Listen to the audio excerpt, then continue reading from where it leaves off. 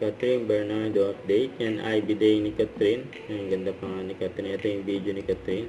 Yung session niya po. Today, I did Crystal Bright. Yan, yung IB I'll Crystal be Bright. attending a special event this next week, so I just want to prepare my skin for that, and also for the holidays. Because Crystal Bright, to improve skin texture, it's very quick. Yung procedure is very quick, so if you're in a rush or wala kang masyadong time, I think it's perfect. And also the downtime is faster. So, like 1 to 2 days. And now, actually, I'm done with my treatments. Little redness now.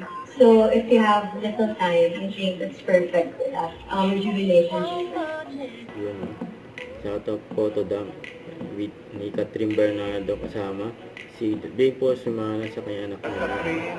Sa ito pa ng church wedding nila Ria at Sanjo. Ay pa nga si Catherine.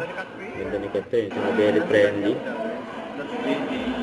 Daniel Padilla, Catherine Bernardo sa Joshua Sia.